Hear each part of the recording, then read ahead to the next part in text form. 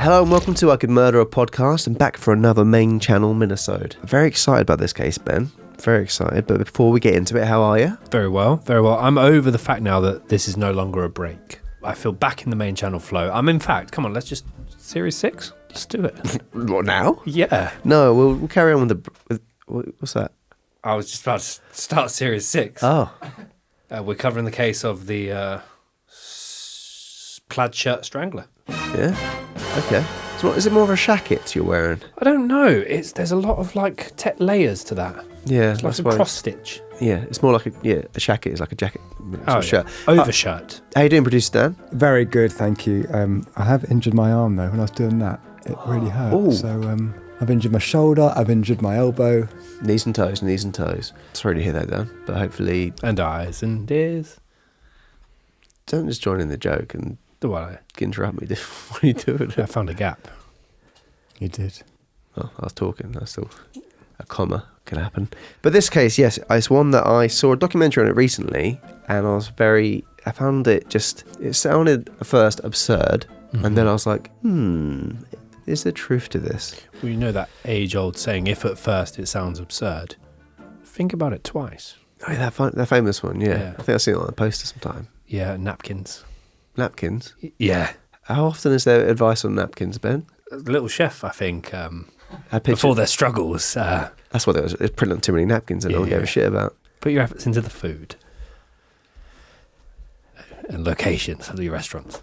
Enough about napkins. We could talk about that all day, probably, couldn't we, Ben? Probably. You could. But this is the Sleepwalk murder. Wow. Which I watched that documentary, which I'll talk about that a bit more later on. Found it very, very intriguing, and I wanted to share it with you guys. And I also wanted to see what you guys thought. So put your hats on, your detective hats, your detective shoes. Oh, I like them, Dan. It's an LBD you're wearing. And then let me know what your thoughts are on the verdict at the end and well, the kind of story anyway. I've done it in a bit more of a non-linear way. This is a bit kind of taking you there, taking you here, all over the shop. Yeah. But yeah, it'd be interesting to hear what you guys think. But before, I'm going to do some sleepwalking facts that I found on Insider website, because I thought it was quite interesting, because I didn't know much about sleepwalking other than you picture it when you're little, that walking like a zombie with your hands out. Have you guys ever sleepwalked first? Either of you? I can go first if you want, Dan. You go first, boy. I've got a haunting tale for you. Oh, there we go. There's a napkin. Go on. Well, I wasn't very much of a nap king. I was awake. I couldn't drift off. One of my first friends, must have been a 6th, 7th birthday, and I was in an unfamiliar surrounding. I really needed a wee in the middle of the night. You pissed the bed? No, it's actually quite bad. Go on then. So I'm walking around this house like this, trying to find my way to the light switch or to a wall. Pitch black. I'm not used to that. So you're not asleep? Well, I half remember being awake, half remember being asleep. You weren't asleep. Anyway, I'm walking like this. Yeah. It's bad. It's quite bad, actually. I ended up doing this for quite a while. I don't know how we've not talked about this before. And I ended up pushing a fish tank off a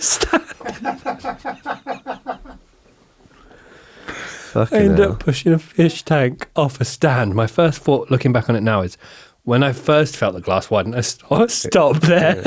You push it further. And then I ran back. That could be the door. And then I ran back to pretend to be asleep because there was quite a lot of other people. And I was soaking wet. How many fish did you kill? Quite a lot. Yeah. Don't want to, Dan doesn't want you anywhere near the pond. So yeah, not sleepwalking. Dan, have you sleepwalked? No, I've never done it, but I do know a lot of sleepwalk pissers. Yeah, I've heard of those. A lot of people. A lot in wardrobes. Is it usually based around drinking? No. Just sleepwalking? Middle of the night in a corner, or like you say, a wardrobe. Yeah. Yeah, no, I've heard some stories of that as well. But I've got some facts for you, just for people who maybe don't know. I didn't know much about sleepwalking beforehand, so I did some research on that. Apparently, 3.6% of the population are prone to sleepwalking, so it's quite rare. But almost all children have sleepwalked at some point, which I thought was quite an out there statement as well, because I vaguely recall doing it, but only the once. For a laugh. I went to my parents' room, opened the door, then I walked downstairs and sat on the sofa. That was literally it in the middle of the night. No fish tanks in that one. But apparently it doesn't hurt a sleepwalker if you wake them up. A lot of people are worried about waking up a sleepwalker. The idea is believed to come from an old myth that said that a person's soul would leave their body during sleep. So waking them up was seen as dangerous because of that. But you can in fact wake them up without causing them harm. But some people might react badly. Some people basically wake up confused, not knowing where they are. Some punches were thrown. When someone is sleepwalking, the parts of their brain that are capable of generating complex behaviors are awake, but the parts that store memories and contribute to conscious decision-making are asleep. So people don't remember sleepwalking because the action takes place in the part of their brain responsible for remembering heavily practiced moments. So yeah, you can do things, but you won't really remember them. So that is like the opposite of lucid dreaming. Well, lucid dreaming, is where you can remember it. I can lucid dream. Can you? Is it good? I always fly in my dreams. Fly. You have trouble landing though, don't you? Yeah, I always do. 10 feet above, I can't land. Bit like you on Flight Simulator, Dan. In my dreams, I can always glide. I arch my back and I fly at a diagonal Cool. angle upward. Did it take a long time to teach yourself to lucid dream? No. Yeah, just know I'm dreaming. Then. That is really cool though. And then once, I remember I knew I was dreaming, but some woman had a bag of money. I just reached down to try and grab it. What was I going to do with it? Dream money? I could just lucid dream some more money. I could lucid dream there's no currency in the world. But there we go. I didn't. And I stole that woman's money. Anyway, so yeah, basically, these are the kind of things can happen when you're sleepwalking, you don't know what you're doing, essentially, and you don't have any memory of it. Yeah, well, it's a similar thing if you accidentally push a fish tank. Well, no, because you're awake and you remember Well, it. Mass murdering a bunch of fish. Well, some of them... It's kind of like, you murdered a school, which is very topical. I'm actually quite surprised you didn't even bother picking up the fish. Ben was like, where's the deep fat fry? Oh, newspaper, next day, tomorrow's newspaper. Mate, it was a big fish tank. It was fucking... It's not the expression at all. Oh. Today's news is tomorrow's... Yeah, whatever. Okay, see, as I said, this is going to go a bit non-linear at parts, but and then I'll go back through it. So on March 25th, 2017, at 9 a.m., a call is made to 911 to the West Palm Beach Police Department in Florida.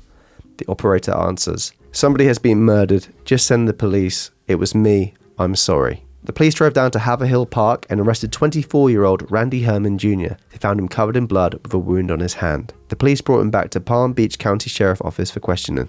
So yeah, after watching the interrogation footage here and after watching quite a lot of interrogation footage in the past for doing research and also JCS and stuff like that, his demeanour is very intriguing to me within this, because he's not going in very cocksure, he's not looking at anyone in the eye, he's looking down, he's sobbing essentially when he's been spoken to. What do you want us to tell your mom?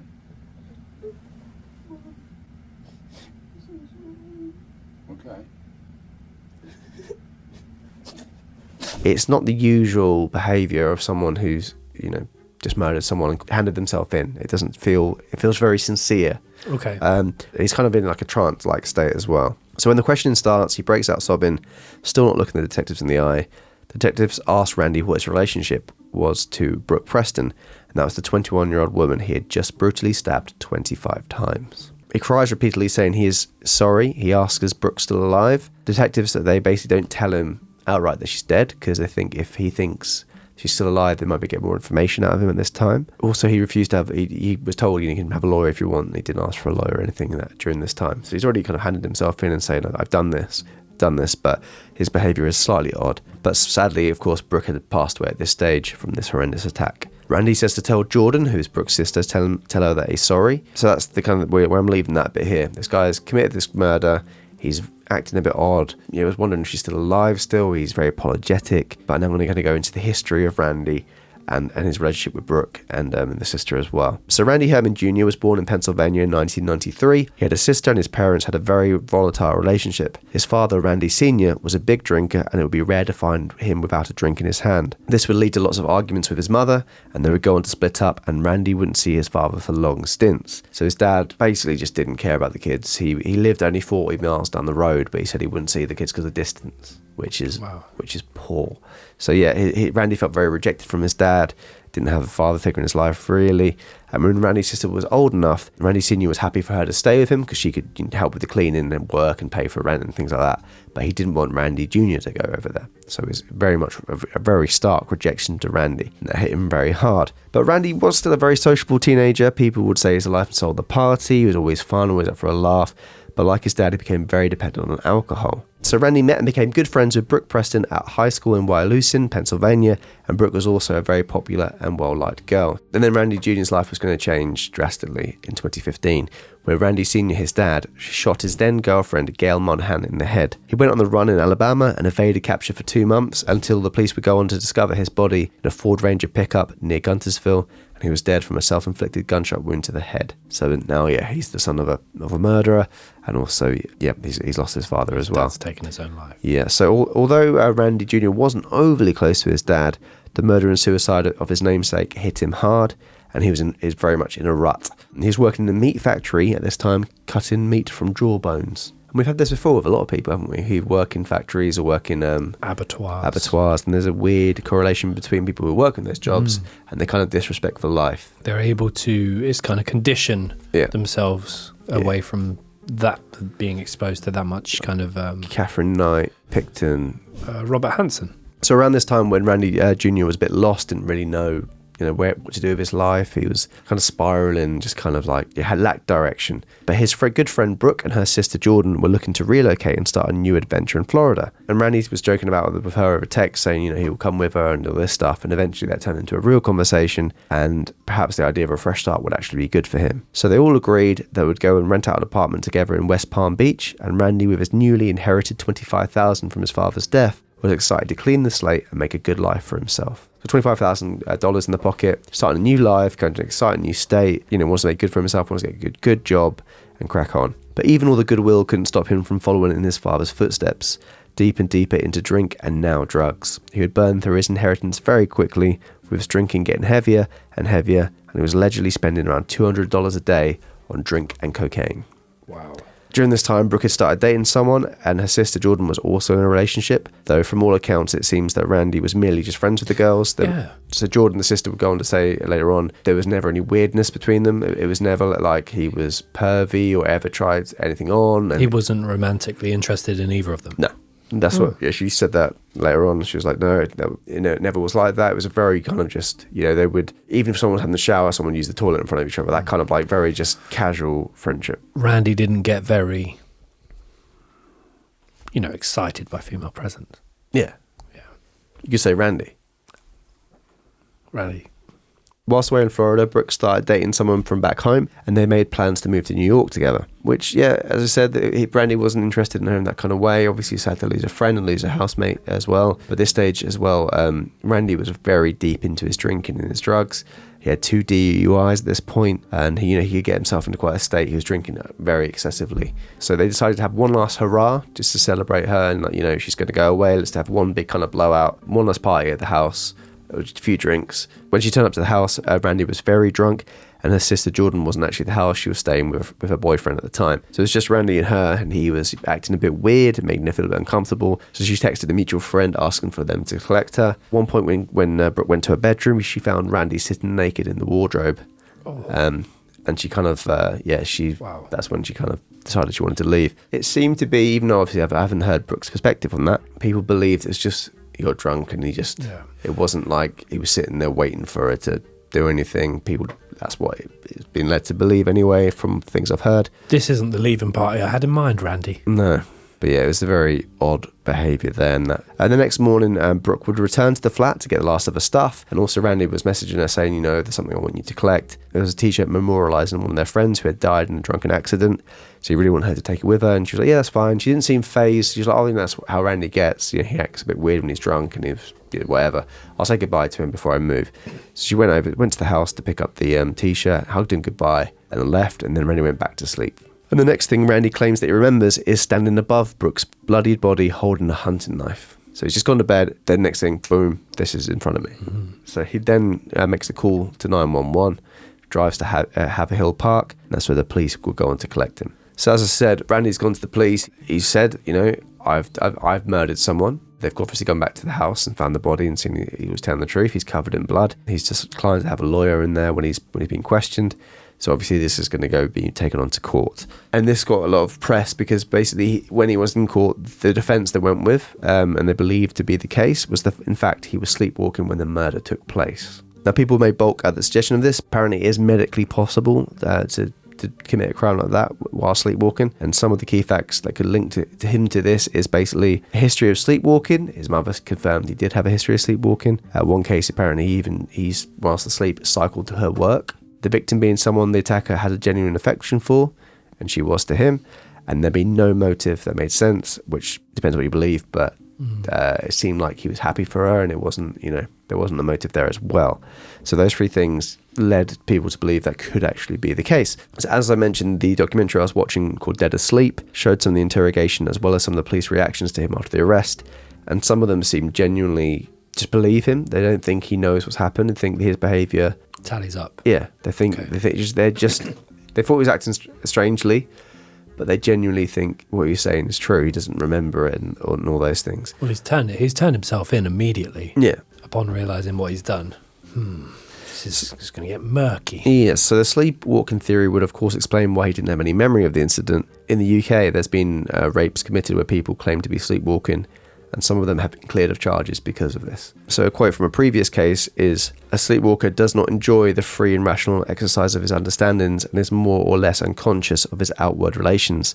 None of his acts can rightfully be imputed to him as crimes." Because you're essentially just on autopilot, some people believe. But I know some people have used that as defence before and have been found guilty. So seems like the perfect excuse, unless you didn't have the history of it in the family. So the defence would lean on this alibi of the idea that he was sleepwalking and that he was in an unconscious state whilst committing the crime, therefore not culpable, but the jury did not agree.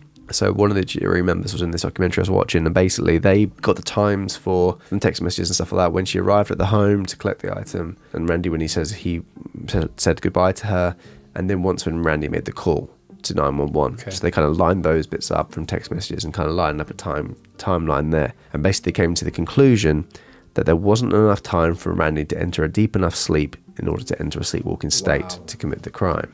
Which is interesting. Yeah, very interesting. Yeah. The other thing as well, some people have said, is when people tend to put things over the bodies when after they commit crimes to hide the faces, it tends to be more of a passionate killing, or someone you know, someone you care about.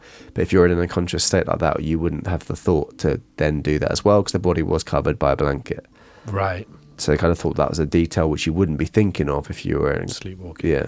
And they basically also believe the fact that there was some sexual feelings from Randy toward her because of this being naked in the wardrobe, which we've all been drunk. Never felt the need to get naked and sit in someone's wardrobe when they've... No, even my own wardrobe. You've been drunk to lay on top of the bed naked after you had a shower. Yeah. Like this.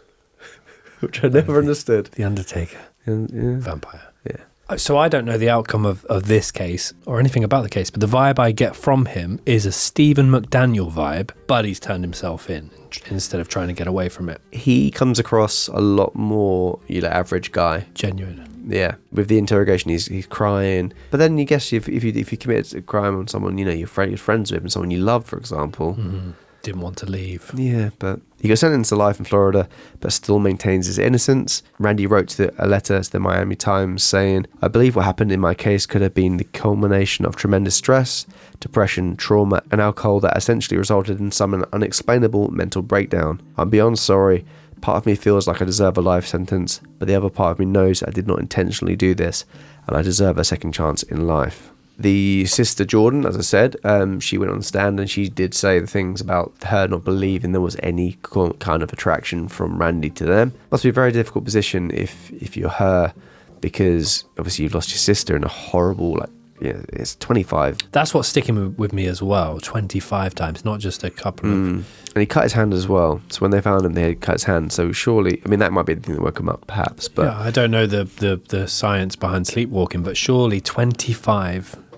stabbings, and you're physically not jolted by that. You're not even the noise, surely. Because I know sleepwalking. One of the things I read online earlier was essentially it can be hard to stir someone from sleepwalking. They're in a very deep sleep, obviously. Even deep sleepers, if you got someone screaming at you, it's for their life. She had protective wounds as well on her, so she was defending herself. So okay, you do wonder. Yeah, I'm leaning more towards guilty at the moment. Yeah. Randy Jr. is still in prison at the moment, and he's got a girlfriend. He spoke very well on the documentary. They did a lot of interviews with him. I think the mum doesn't. I don't know if the mum believes it even, because she's kind of like, yeah, he definitely sleepwalked when he was younger. But his mum? Yeah. Okay. But he used to sleepwalk a lot. They showed lots of clips in the documentary as well about other people sleepwalking and things they do, and punching and kicking and things like that during your sleep. People do that. But going to that extent, and for me, it was the real crux of the deep sleep to get enough of deep sleep to do that. He had been allegedly drinking a lot the day before, so perhaps you could fall into a deeper sleep quicker. But then people say your sleep isn't as thorough if you drink as well. Very layered.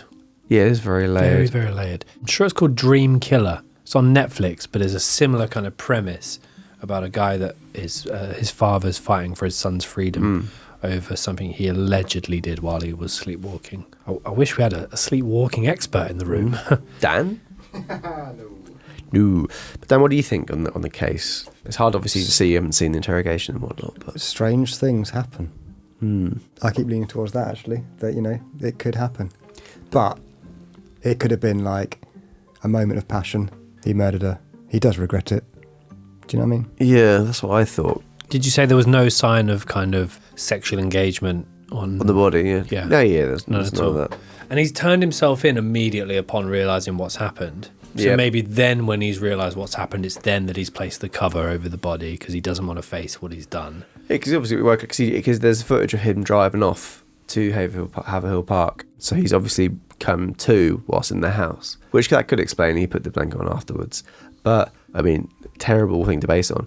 Well, I wear a smartwatch when I go to bed. My deep sleep is tiny in terms of like when I get real deep sleep. Obviously, it's going to differ for some people, but it's never right at the beginning, like straight away deep sleep.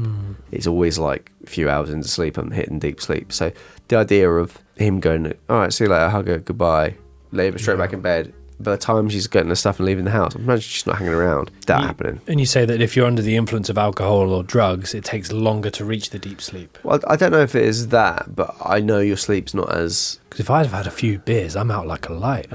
It's a fascinating one, I think. So what was the sentence? Yeah, he was sentenced to life. Yeah, so it must be a very tricky one for the jury, very tricky one for the lawyers to kind of argue the case.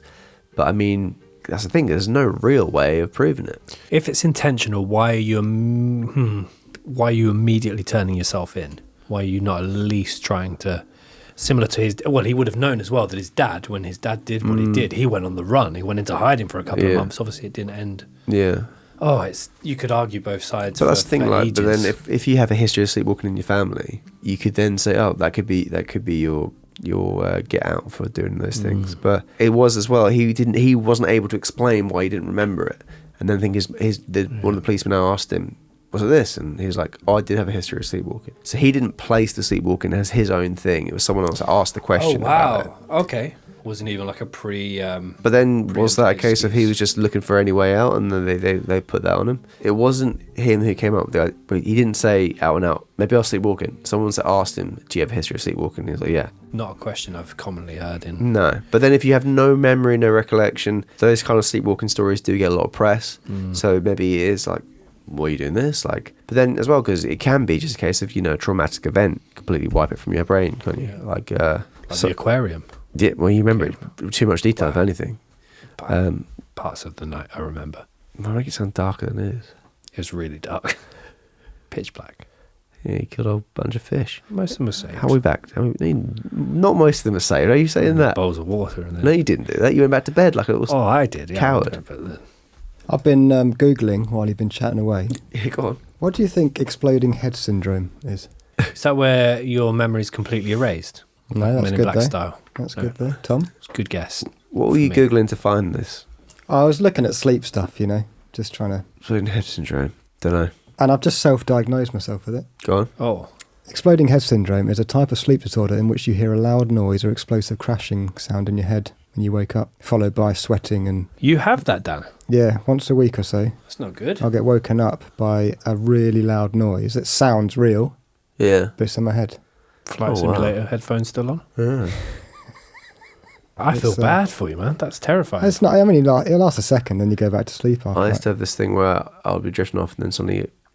energy. Oh, you're falling. No, it's just like adrenaline hits you in the night. I keep doing that, bouncing up awake throughout the night. That's the bad one, isn't it? When you're not even in a light sleep and you feel like you're falling and you kick up and you're like, oh. That was alright because it only happens once, but mine was... Was it you who you sleep upright, Tom? Sometimes. Is No, that- What no. do you do that's weird though when you sleep? I don't sleep upright. Oh, my knees are up like that sometimes. Yeah, your knees right. And then they'll... What? My knees... I'll sleep with my knees... Legs bent, knees up like that. And then they'll Yeah. fall a bit and then I'll push them together really quickly when I'm asleep. Oh, like a banging your knees together. type of thing. Yeah, like I just said. Yeah. But it doesn't when I do it. Yeah. They say, if you've got a sleeping dog next to you, don't stroke it. Let it sleep, because it's really bad for them if you start stroking them while they're asleep. Go on, carry on. What's the relevance? I got told recently, if your dog is dreaming or sleeping next to you, don't ever, like if you just reach over and like, oh, good dog. Well, the weird thing is, Ben, you let your dog sleep in your bed under the cover between your legs. That's fine. That's not fine. They need the warmth. They don't need the warmth there. Let's say you get a partner. What happens then? I come with some baggage. 2 dogs between your legs at night. No, one goes in a little spoon and one goes behind the curve of my legs if I lay on the side. What's the weird thing for you, Tom? Is it the fact that it's under the covers? Or? Well, the fact it's under the covers and it's just a stressful way of sleeping. Like I don't sleep a lot. I might get a smartwatch to know when I don't think I get any deep sleep. Okay. And they got small bladders as well, so I have to get up every 3 or 4 hours to let them out. Really? Yeah, it's horrible. Get a dog. And I'm binging Lost, so just no sleep. Sounds like you're lost, mate. I have to say, Judge does sleep on my legs at night.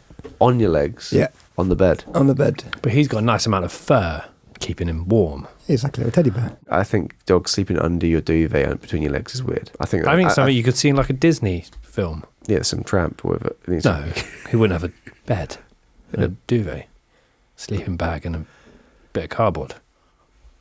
Disney film. What characters? Smee.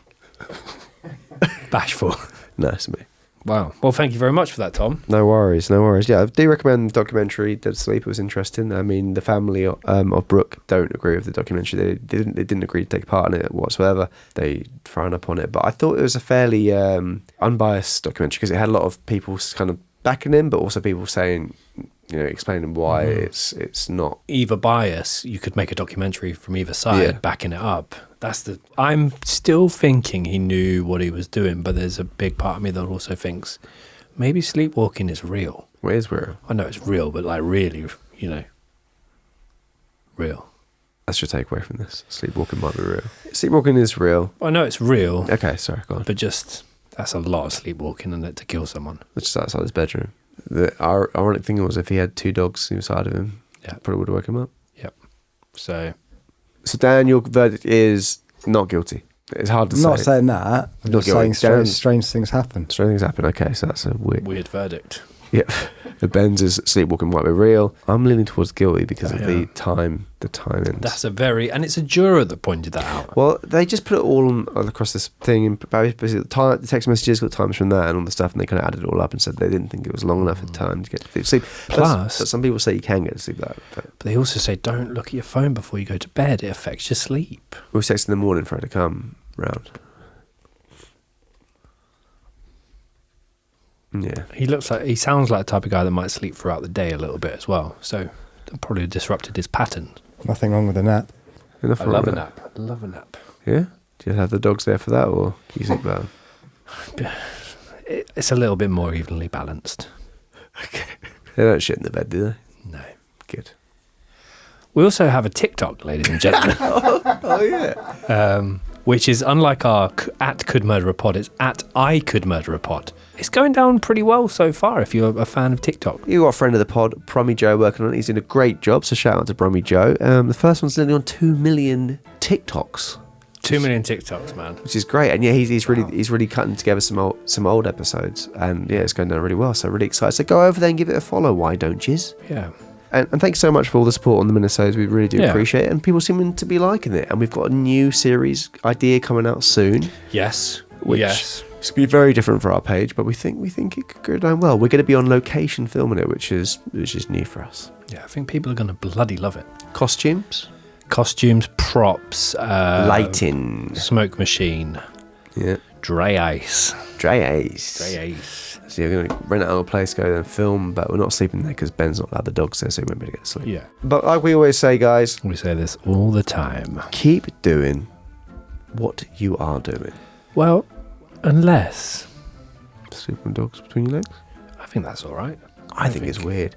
Let me know. Not between my legs as well. They are between your legs. No, if I sleep in an S shape, one of them goes in the top half of the S, and the other one goes in the bottom half of the your S. Back. What's your back doing like that? It's quite bent. I've seen it before where you've got your legs like that, just like kind of cross-legged. Oh yeah. If I'm laying on my back like watching TV, one of them might go on, chill out, rest their head on my leg. But if I'm asleep, I always sleep on my side. So one will be little spoon and one will be behind the crook of my leg, under the duvet. It's usually Gus in The the amount crook. you fart as well. Those poor bastards. Anyway, all the best. 2-bit. See ya. Come on, boys. 5 series in. I'm on airplane, but I'm on Wi-Fi as well. Oh, fuck. Just needs to be vibrate off, you know. Yeah, he knows. He knows. Well, you didn't know you could be on Wi-Fi as well. I'm not. I just said you could be, you dumb.